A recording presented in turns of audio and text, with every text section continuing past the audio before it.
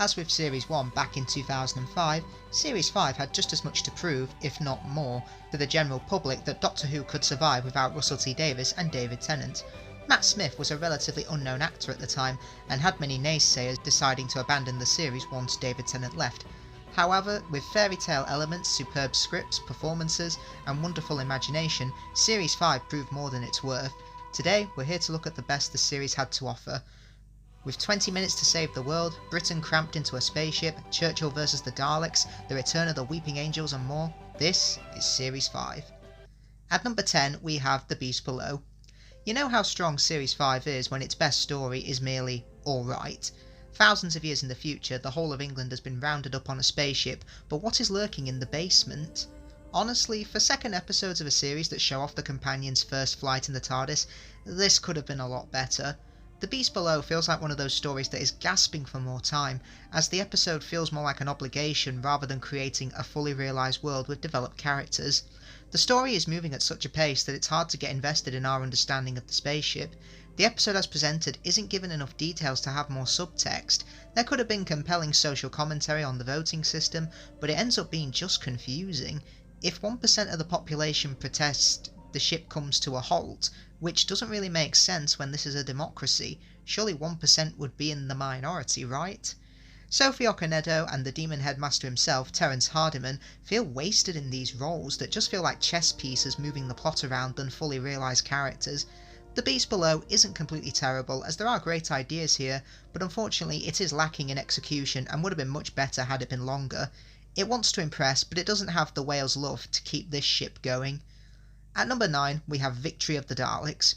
Prime Minister Winston Churchill vs the Daleks, what more could you ask for? Well, a longer running time perhaps. Winston Churchill summons the Doctor to wartime Britain to unveil their new secret weapon, an Ironside, in reality a Dalek in disguise, hoping to rebuild their race in their purest form. Back in 2010 I was there reading the reviews about the controversial Paradigm Daleks, and while I don't think they're the abominations many fans think of them as, this episode really did them no favours. The first 15 minutes are fantastic. The Dalek Ironside design has a lot of atmosphere and creepiness, and they're so scary when they pretend to be benevolent, which only angers the Doctor further. Ian McNeice is great as Winston Churchill, and he's a man who has the best of intentions for his country and will want to defeat the Nazis in any way possible, but doesn't have the best means of displaying it, and I think he and the Doctor have terrific chemistry. Sadly, a lot of things feel underdeveloped, particularly the Paradigm Daleks, and the potential was there by giving each colour a different rank. Sadly, this was never explored in this or any other future episode. Heck, this is the only appearance, on TV at least, of the orange scientist Dalek. Yeah. Had these Paradigm Daleks proved themselves as brutal, pitiless killers, scheming manipulators, or even show that they still had their reputation as an unstoppable force, this story could have worked. But in 45 minutes there's just way too much crammed in and would have served so much better as a two-parter. In all honesty, Victory of the Daleks is the perfect definition of okay. It's not terrible and you can watch it for 45 minutes and be entertained, but there are far better Dalek stories out there. At number 8 we have The Vampires of Venice. Vampires in 16th century Venice? Yep, you can get a great horror sci-fi hybrid out of that. The Vampires of Venice does exactly what it says on the tin. It gives you vampires in Venice, and it's a solid 45-minute adventure. The Hammer horror imagery of young girls being offered up as sacrifices for vampires is portrayed really well here, with stunning costumes, lighting and spectacular production design thanks to brilliant location filming in Croatia. Helen McCrory has brilliant screen presence as Rosanna, taking the part seriously enough, but aware of how bizarre this whole situation is, and she's terrific. Her best scene is easily her interplay with the Doctor, as it walks through a host of emotions to intrigue and outright hostility. Whilst I'm not the biggest fan of the fish design, I think it would have been better had they stuck with them being actual vampires. Regardless, there's not much to say about The Vampires of Venice other than it's a whale of a time that I can definitely recommend if you want a piece of popcorn entertainment on a Saturday night. At number 7 we have The Hungry Earth and Cold Blood. Set in the far-off future of 2020, a group of humans are drilling beneath the Earth's surface only to discover that a colony of Silurians are seeking to reclaim the planet for themselves.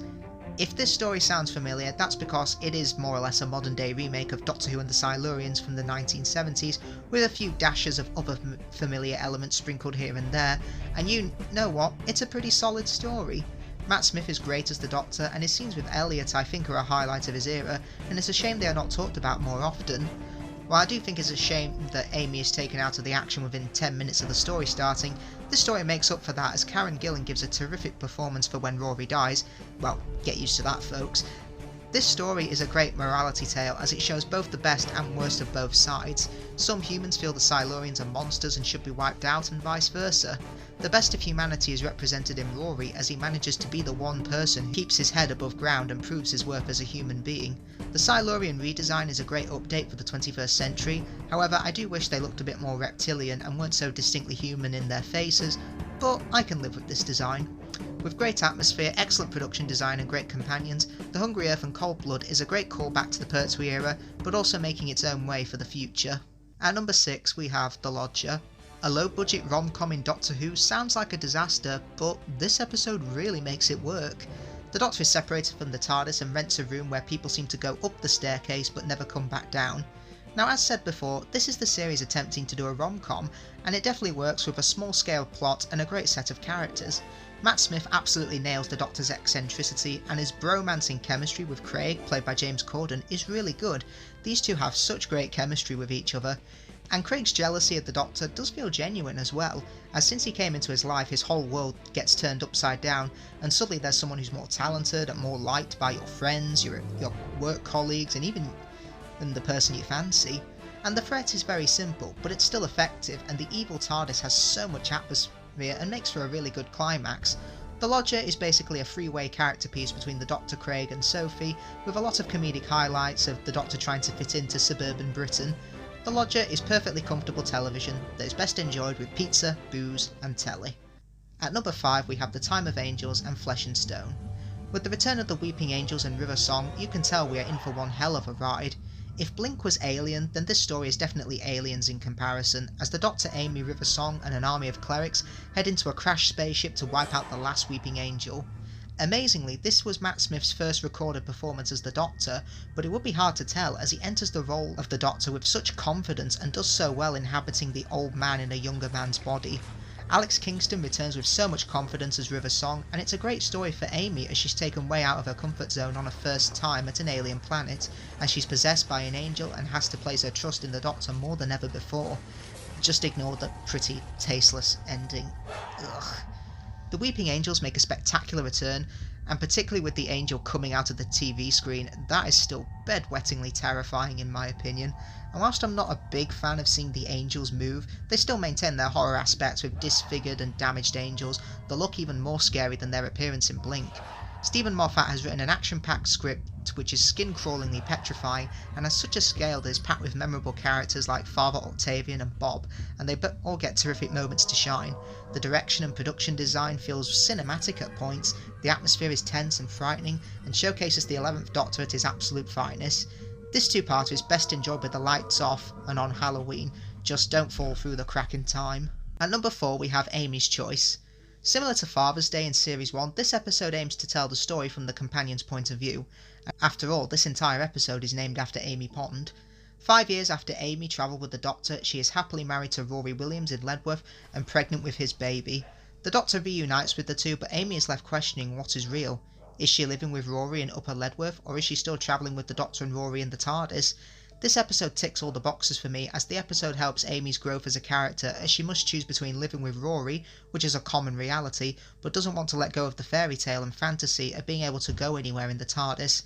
And while the finale of Series 5 pulled this off fully with her wedding, a lot of her character growth definitely comes from this episode.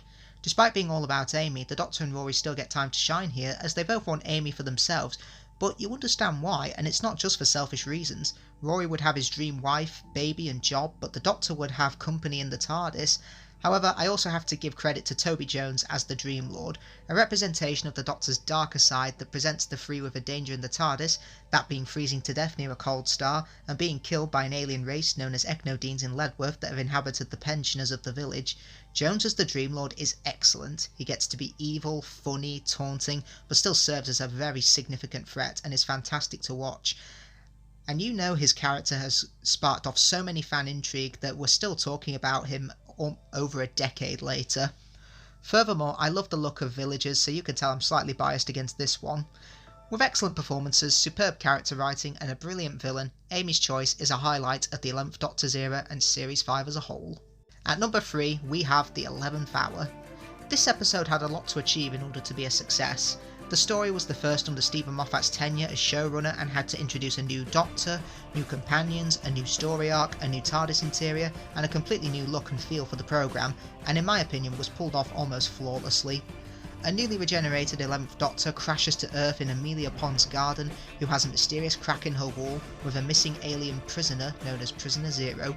Returning 12 years later, the Doctor finds Amelia grown up, now going by Amy Pond, and only 20 minutes before Prisoner Zero's jailers, the Atraxi, burn the entire Earth. Matt Smith is given a superb debut as the Doctor, as while he does the usual post-regeneration trauma, such as being a bit bonkers and unsure of himself, he's able to defeat the villains through his wit alone, and is a constant reliable presence throughout. You don't for a second deny he's the Doctor here. Furthermore, Amy and Rory have great introductions as they're presented as people with flaws. For example, Amy doesn't want to let go of her imaginary friend, and Rory can come across as a bumbling idiot who's insecure, but with these flaws they were able to grow as characters, having met the Doctor, and while it didn't occur in this episode, it's still great setup for later in the series. While the villains I'd argue are the weakest part of this story, they still come across as a threat, but their most memorable moment is when the Doctor calls the Atraxi back for messing with him, and when he steps through the hologram and declares he's the Doctor, you believe it too. With an excellent new Doctor, companions, and simple yet effective plot, The 11th Hour is a fresh new start for a new era. Number 2, Vincent and the Doctor. This episode is what we call a celebrity historical, in which the Doctor meets a famous figure from history, and in this case it's Vincent van Gogh. While it would be easy to have the episode say the Doctor inspired Van Gogh's paintings, the episode takes a much darker turn and looks at how society used to view mental illness. For example, Van Gogh isn't as celebrated in the past as he is today, as a struggle with suicide and bipolar disorder make him an outcast of the entire town. However, he can see a monster known as the Crephaeus that nobody else can see, but Vincent is able to relate with the alien as it's merely scared of having been left behind due to its blindness and is lashing out in fear, just like the townsfolk that hate Vincent for being a madman. Tony Curran as Van Gogh is superb and captures the essence of this famous painter, not shying away from the man's mental health issues, but also displaying his desire to express and create art, and the Doctor is able to see what Vincent sees despite having seen everything from the birth to the death of the universe. He will never be able to see the way Vincent does. Furthermore, the emotional high point for me is at the story's ending. There's no huge battle or end of the world threat. The Doctor takes Vincent to the art gallery in 2010, and the curator, played by Bill Nighy, praises Vincent's work, unknowingly to his face, and Vincent is able to see the many people admiring his work and will continue to do so for centuries. Despite knowing that the world now thinks better of him, history is still not changed unfortunately, and Vincent still commits suicide by the story's end, and it's such a bittersweet ending, hitting the notes of devastating but happy flawlessly, as the Doctor and Amy opened up Vincent's eyes to the world. With a mature script, amazing performances and brilliant character study, Vincent and the Doctor is a story that will go down in history. At number 1 we have the Pandorica opens and the Big Bang. What I'm about to say may shock you and most likely cause you to gasp. Not only do I think that this is the best 11th Doctor story, the best story of Series 5, but I also think this is the best story from the new series. Allow me to elaborate. In 102 AD, beneath Stonehenge, a legendary prison box known as the Pandorica is said to have contained the most dangerous threat in the universe, with enemies of the Doctor gathering and the TARDIS's fate coming closer. One thing is certain, the Pandorica will open and silence will fall. Not only is this story the culmination of a superb series, but character arcs that were established in the 11th Hour are fully rounded off here. Amy finally matures as a woman and becomes a wife to Rory, remembering him and loving him for his 2,000-year wait. Rory finally becomes a man, guarding Amy's body in the Pandorica for 2,000 years, vowing to protect her no matter what, and if that's not love, I don't know what it is. The Doctor is even willing to sacrifice himself to restart the entire universe, only to be brought back by Amy's memory of him. Now I'd criticise that for being a Deus Ex Machina, but the whole point of Series 5 has been how Doctor Who can be a fairy tale, and how the characters' emotions drive the story forward, and as the Doctor says in this story, if something is remembered it can be brought back, which links to young Amelia Pond being the only one who remembers stars when the universe blows up, and bringing the Doctor back with the help of River Song. All 4 cast members get a chance to shine, with Matt Smith truly cementing himself as the Doctor, and despite being the youngest actor to play the role, the Doctor has never felt more ancient than he does here. Alex Kingston is also fantastic as River Song, discovering the true meaning behind the Pandorica, being stuck in an exploding TARDIS and making a Dalek beg for mercy when it discovers who she really is. Also, the story doesn't forget to have fun with the time travel aspect, and while some fans got sick of it, personally I love the whole wibbly wobbly timey wimey, and it shows that paradoxes can happen because the universe has indeed ended. And while the Alliance of Enemies has been criticised for not simply killing the Doctor when given the chance to, my defence is they've been trying to kill him for years and it's not worked, so imprisoning him in an impenetrable prison would be the best option. With a reliance on emotional storytelling, superb performances and a great use of time travel, the Pandorica opens and the Big Bang certainly goes down as my favourite of Series 5 and the new series as a whole. And that was all for Series 5. Overall, it will forever be my favourite season of the new series, as it's simply magical and took Doctor Who to some of the highest highs in the series history. Join me next time as we dive into Series 6 with the 1969 moon landing, meeting the TARDIS in person, monsters in the cupboard and a hotel that tests your faith. See you all next time.